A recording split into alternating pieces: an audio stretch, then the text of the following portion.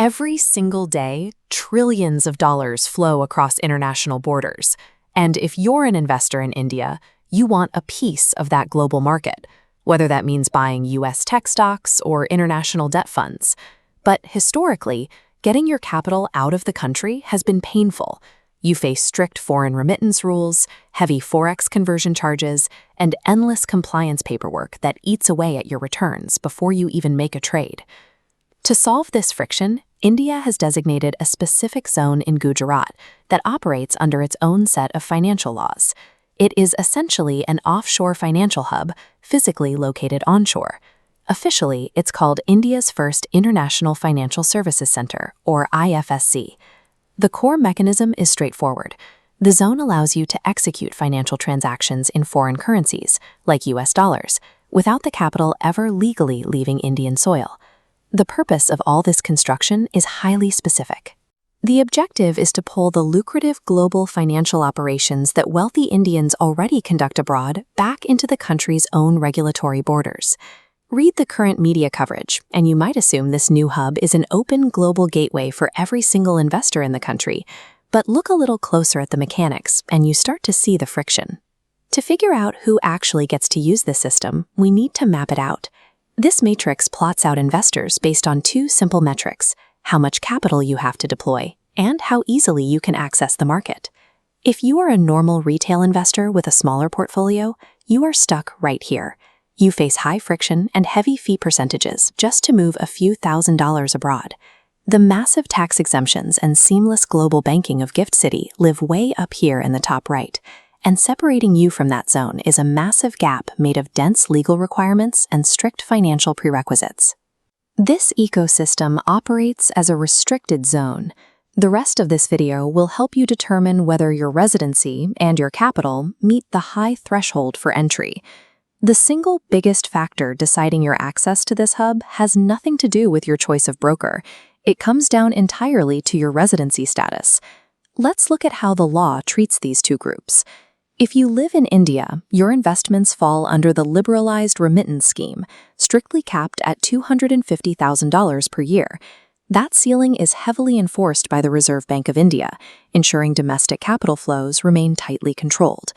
This comparison matrix splits the rules: resident Indians on one side, non-resident Indians on the other. But if you are an NRI, that specific friction disappears.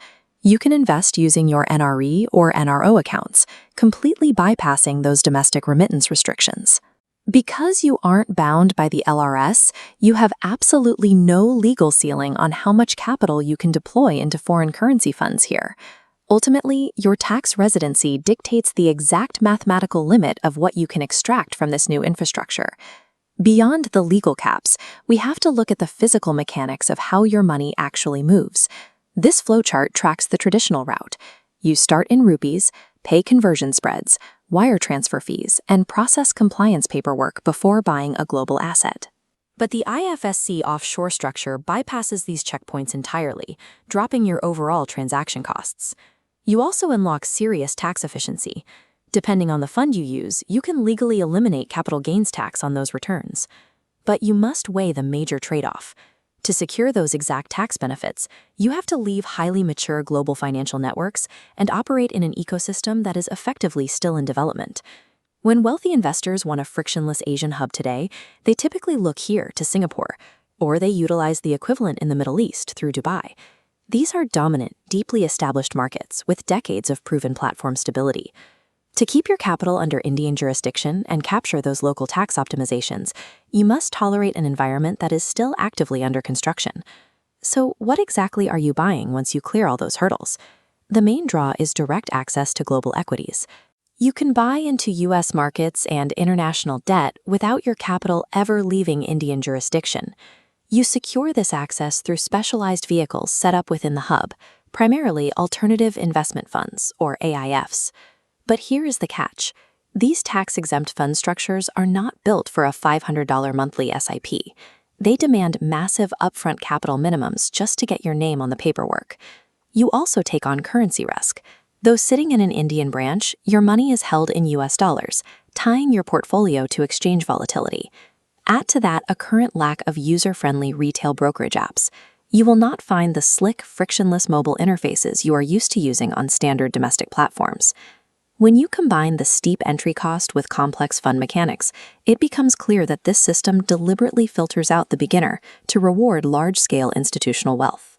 So, do you actually build a portfolio strategy around this, or do you ignore it and stick to your current broker? To make that decision, let's map out exactly where you fit. This decision tree categorizes your ideal strategy based entirely on your specific financial profile. If you are a small retail investor seeking basic international diversification with smaller capital, the structural friction is too high. You should avoid this route entirely and stick to traditional platforms. If you are a high net worth individual living in India, this makes sense, but strictly up to your $250,000 limit. The LRS rule is a hard bottleneck you have to plan around. But if you are an NRI looking for global exposure without local tax headaches, this is an absolute perfect fit. You get limitless access and maximum capital efficiency.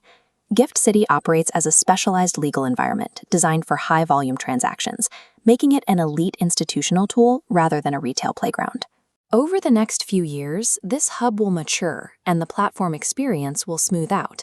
But for the vast majority of normal investors today, it is a future worth waiting on rather than jumping into right now. If you want us to do more deep dives into advanced global investing strategies, drop a comment below with the words Gift City. And if you're looking for the easiest way to buy international equity right now, check out our next video on step-by-step US stock investing from India. Subscribe to Cooper Edge, and we'll see you there.